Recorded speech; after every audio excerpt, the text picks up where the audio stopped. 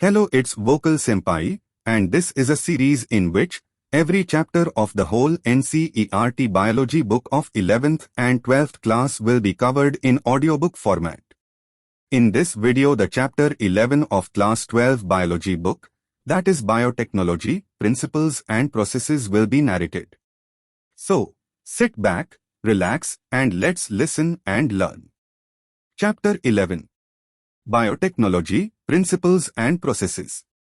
Biotechnology deals with techniques of using live organisms or enzymes from organisms to produce products and processes useful to humans. In this sense, making curd, bread or wine, which are all microbe-mediated processes, could also be thought as a form of biotechnology. However, it is used in a restricted sense today, to refer to such of those processes which use genetically modified organisms to achieve the same on a larger scale. Further, many other processes techniques are also included under biotechnology. For example, in vitro fertilization leading to a test tube baby, synthesizing a gene and using it, developing a DNA vaccine or correcting a defective gene, are all part of biotechnology. The European Federation of Biotechnology, EFB, has given a definition of biotechnology that encompasses both traditional view and modern molecular biotechnology. The definition given by EFB is as follows: the integration of natural science and organisms, cells, parts thereof, and molecular analogues for products and services. Principles of biotechnology.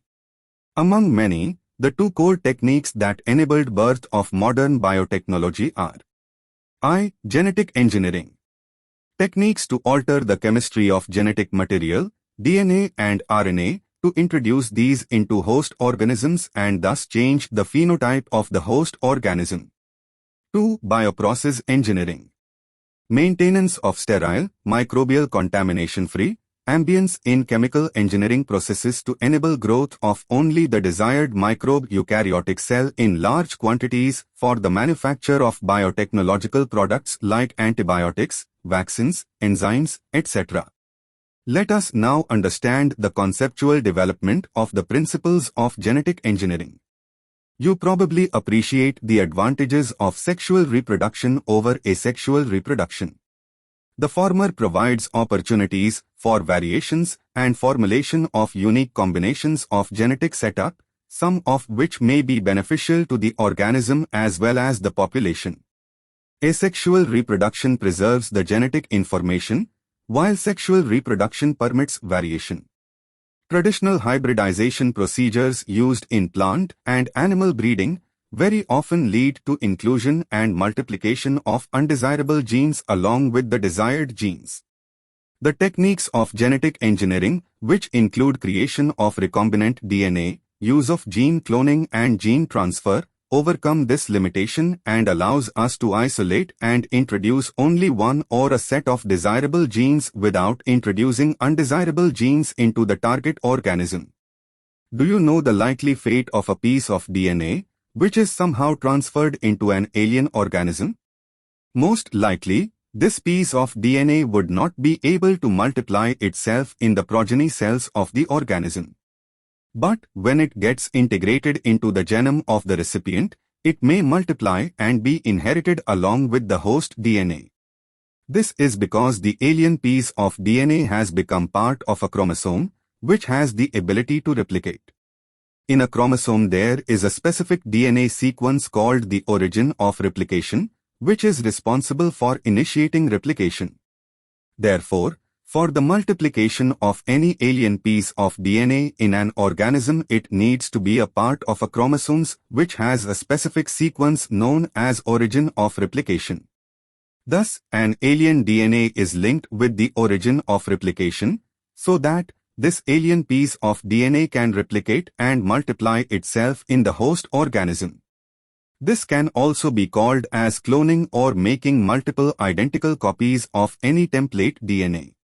Let us now focus on the first instance of the construction of an artificial recombinant DNA molecule. The construction of the first recombinant DNA emerged from the possibility of linking a gene encoding antibiotic resistance with a native plasmid, autonomously replicating circular extrachromosomal DNA of Salmonella typhimurium. Stanley Cohen and Herbert Boyer accomplished this in 1972 by isolating the antibiotic resistance gene by cutting out a piece of DNA from a plasmid which was responsible for conferring antibiotic resistance. The cutting of DNA at specific locations became possible with the discovery of the so-called molecular scissors, restriction enzymes. The cut piece of DNA was then linked with the plasmid DNA. These plasmid DNA act as vectors to transfer the piece of DNA attached to it. You probably know that mosquito acts as an insect vector to transfer the malarial parasite into human body. In the same way, a plasmid can be used as vector to deliver an alien piece of DNA into the host organism. The linking of antibiotic resistance gene with the plasmid vector became possible with the enzyme DNA ligase, which acts on cut DNA molecules and joins their ends. This makes a new combination of circular autonomously replicating DNA created in vitro and is known as recombinant DNA. When this DNA is transferred into Escherichia coli, a bacterium closely related to Salmonella, it could replicate using the new host's DNA polymerase enzyme and make multiple copies.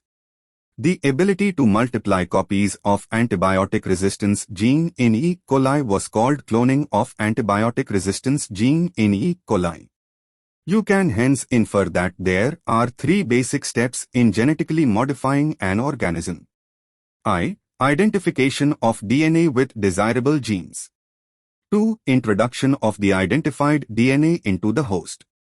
3. Maintenance of introduced DNA in the host and transfer of the DNA to its progeny. Tools of recombinant DNA technology. Now we know from the foregoing discussion that genetic engineering or recombinant DNA technology can be accomplished only if we have the key tools, i.e., restriction enzymes, polymerase enzymes, ligases, vectors and the host organism. Let us try to understand some of these in detail. Restriction enzymes. In the year 1963, the two enzymes responsible for restricting the growth of bacteriophage in Escherichia coli were isolated. One of these added methyl groups to DNA, while the other cut DNA.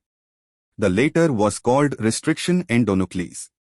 The first restriction endonuclease, Hint2, whose functioning depended on a specific DNA nucleotide sequence, was isolated and characterized 5 years later. It was found that Hint2 always cut DNA molecules at a particular point by recognizing a specific sequence of 6 base pairs. This specific base sequence is known as the recognition sequence for Hint2.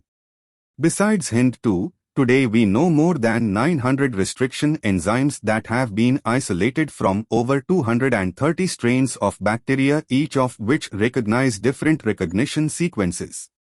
The convention for naming these enzymes is the first letter of the name comes from the genus and the second two letters come from the species of the prokaryotic cell from which they were isolated. Example, E. coli comes from Escherichia coli RY13. In E. coli, the letter R is derived from the name of strain. Roman numbers following the names indicate the order in which the enzymes were isolated from that strain of bacteria. Restriction enzymes belong to a larger class of enzymes called nucleases.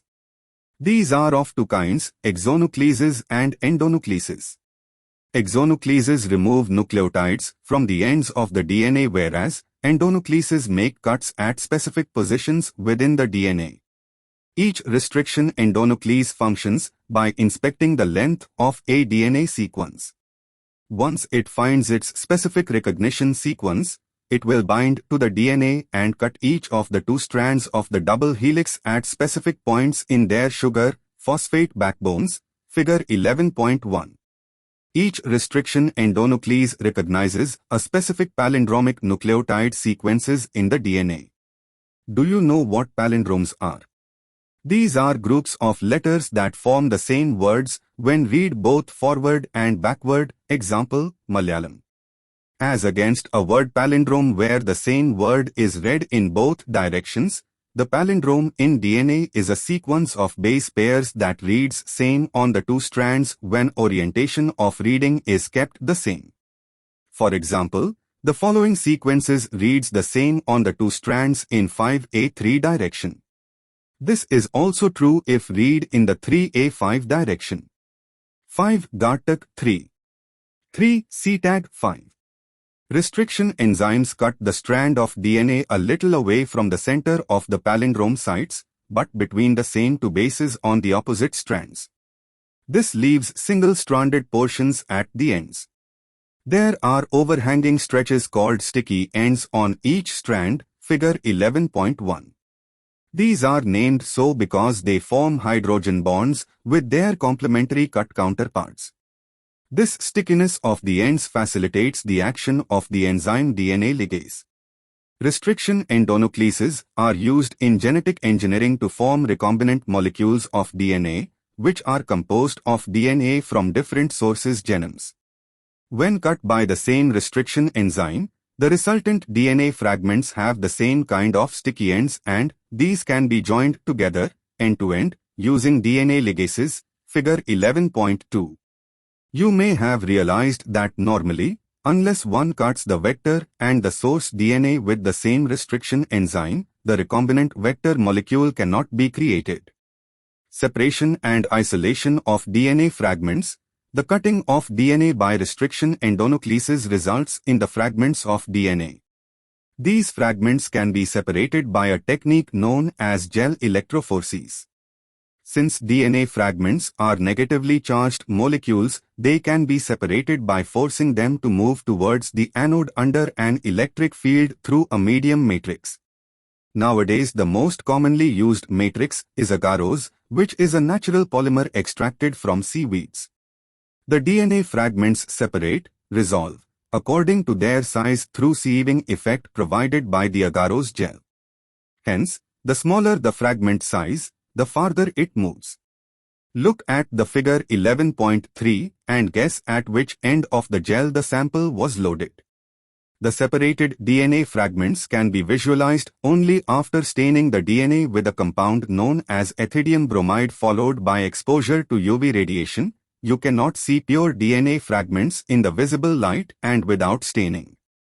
You can see bright orange-colored bands of DNA in a ethidium bromide stained gel exposed to UV light, figure 11.3. The separated bands of DNA are cut out from the agarose gel and extracted from the gel piece. This step is known as elution.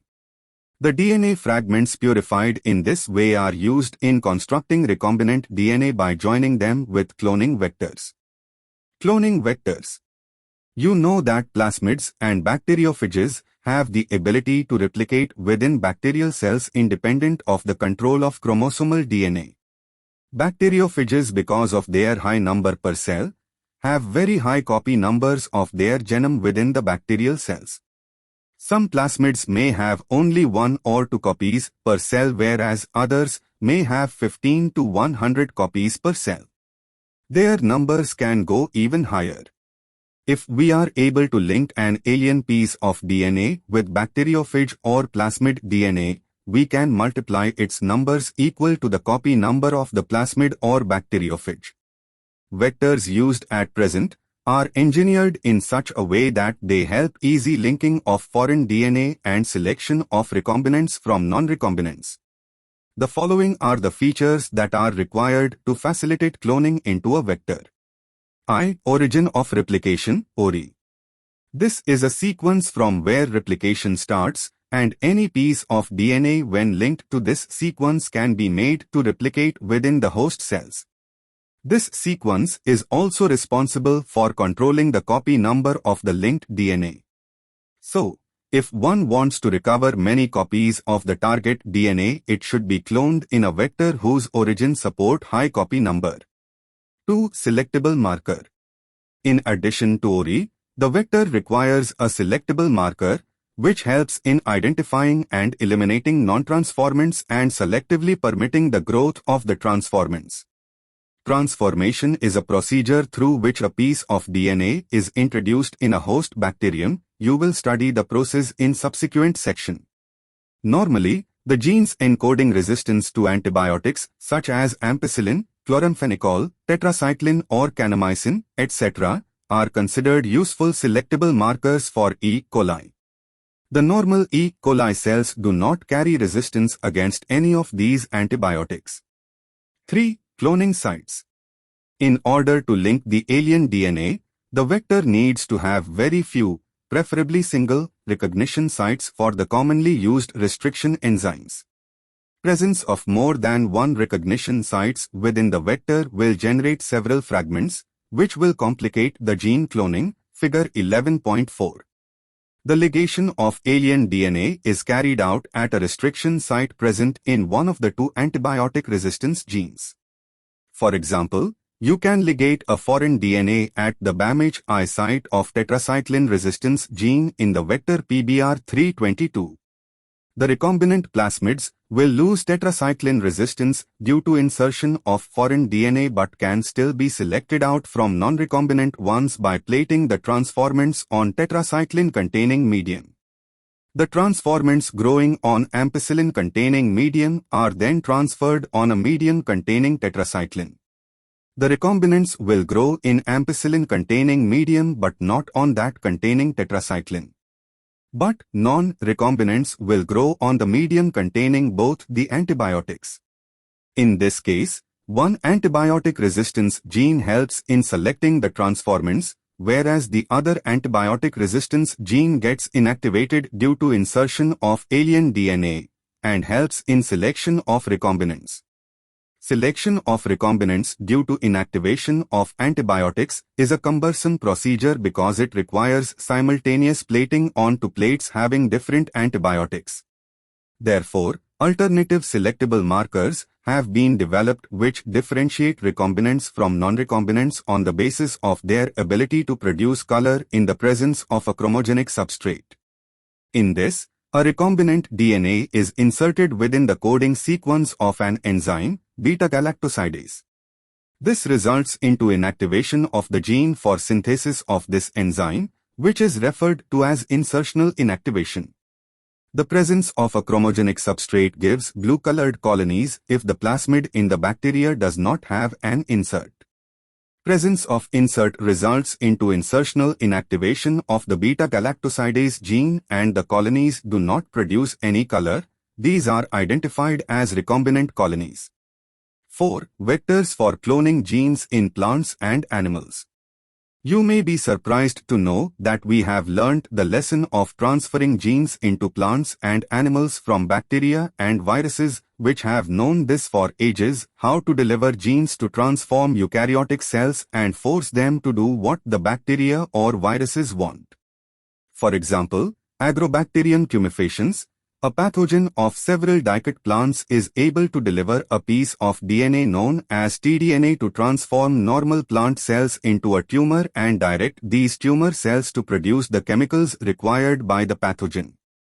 Similarly, retroviruses in animals have the ability to transform normal cells into cancerous cells. A better understanding of the art of delivering genes by pathogens in their eukaryotic hosts has generated knowledge to transform these tools of pathogens into useful vectors for delivering genes of interest to humans. The tumor-inducing T plasmid of Agrobacterium tumefaciens has now been modified into a cloning vector which is no more pathogenic to the plants but is still able to use the mechanisms to deliver genes of our interest into a variety of plants. Similarly, retroviruses have also been disarmed and are now used to deliver desirable genes into animal cells. So, once a gene or a DNA fragment has been ligated into a suitable vector, it is transferred into a bacterial, plant or animal host, where it multiplies. Competent host for transformation with recombinant DNA. Since DNA is a hydrophilic molecule, it cannot pass through cell membranes. Why? In order to force bacteria to take up the plasmid, the bacterial cells must first be made competent to take up DNA. This is done by treating them with a specific concentration of a divalent cation, such as calcium, which increases the efficiency with which DNA enters the bacterium through pores in its cell wall. Recombinant DNA can then be forced into such cells by incubating the cells with recombinant DNA on ice, followed by placing them briefly at 420 C, heat shock, and then putting them back on ice. This enables the bacteria to take up the recombinant DNA. This is not the only way to introduce alien DNA into host cells. In a method known as microinjection, recombinant DNA is directly injected into the nucleus of an animal cell. In another method, suitable for plants, cells are bombarded with high-velocity microparticles of gold or tungsten coated with DNA in a method known as biolistics or gene gun. And the last method uses disarmed pathogen vectors, which when allowed to infect the cell, transfer the recombinant DNA into the host. Now that we have learnt about the tools for constructing recombinant DNA, let us discuss the processes facilitating recombinant DNA technology. Processes of recombinant DNA technology. Recombinant DNA technology involves several steps in specific sequence such as isolation of DNA, fragmentation of DNA by restriction endonucleases, isolation of a desired DNA fragment, ligation of the DNA fragment into a vector, transferring the recombinant DNA into the host, culturing the host cells in a medium at large scale and extraction of the desired product. Let us examine each of these steps in some details. Isolation of the genetic material, DNA. Recall that nucleic acid is the genetic material of all organisms without exception. In majority of organisms, this is deoxyribonucleic acid or DNA. In order to cut the DNA with restriction enzymes, it needs to be in pure form, free from other macromolecules. Since the DNA is enclosed within the membranes, we have to break the cell open to release DNA along with other macromolecules such as RNA, proteins, polysaccharides and also lipids. This can be achieved by treating the bacterial cells, plant or animal tissue with enzymes such as lysozyme, bacteria, cellulase, plant cells, chitinase, fungus. You know that genes are located on long molecules of DNA intertwined with proteins such as histones. The RNA can be removed by treatment with ribonuclease, whereas proteins can be removed by treatment with protease. Other molecules can be removed by appropriate treatments, and purified DNA ultimately precipitates out after the addition of chilled ethanol. This can be seen as collection of fine threads in the suspension, figure 11.5. Cutting of DNA at specific locations. Restriction enzyme digestions are performed by incubating purified DNA molecules with the restriction enzyme at the optimal conditions for that specific enzyme. Agarose gel electrophoresis is employed to check the progression of a restriction enzyme digestion. DNA is a negatively charged molecule, hence it moves towards the positive electrode, anode, figure 11.3. The process is repeated with the vector DNA also. The joining of DNA involves several processes. After having cut the source DNA as well as the vector DNA with a specific restriction enzyme, the cut-out gene of interest from the source DNA and the cut vector with space are mixed and ligase is added. This results in the preparation of recombinant DNA.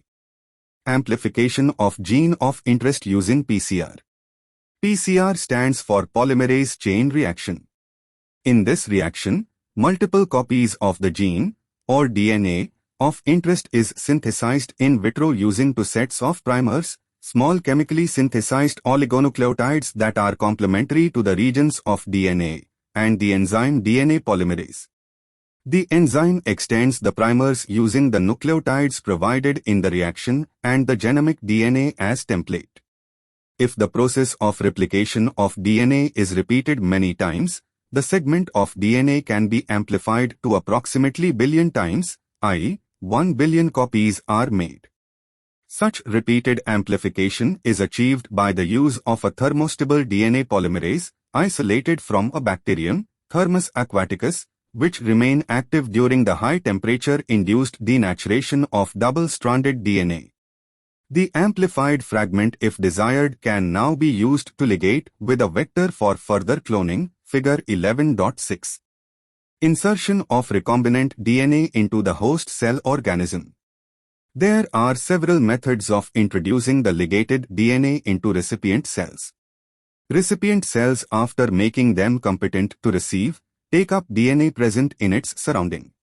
So, if a recombinant DNA-bearing gene for resistance to an antibiotic, example, ampicillin, is transferred into E. coli cells, the host cells become transformed into ampicillin-resistant cells.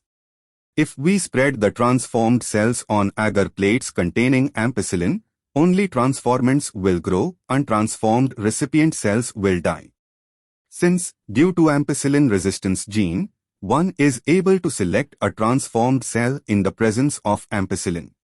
The ampicillin resistance gene in this case is called a selectable marker.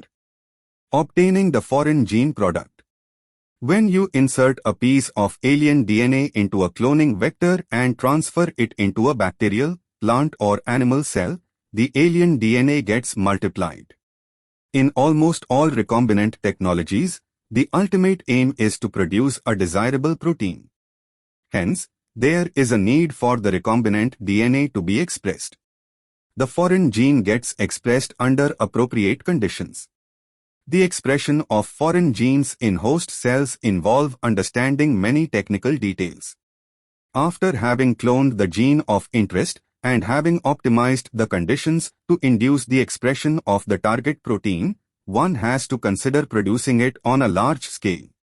Can you think of any reason why there is a need for large-scale production?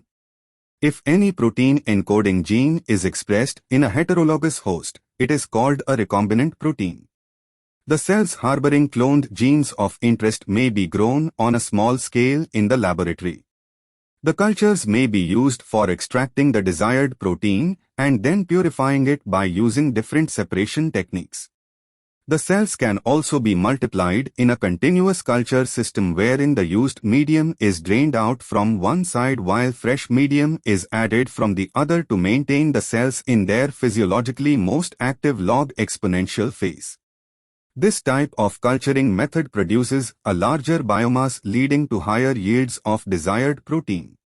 Small volume cultures cannot yield appreciable quantities of products. To produce in large quantities, the development of bioreactors, where large volumes, 100 to 1000 liters, of culture can be processed, was required.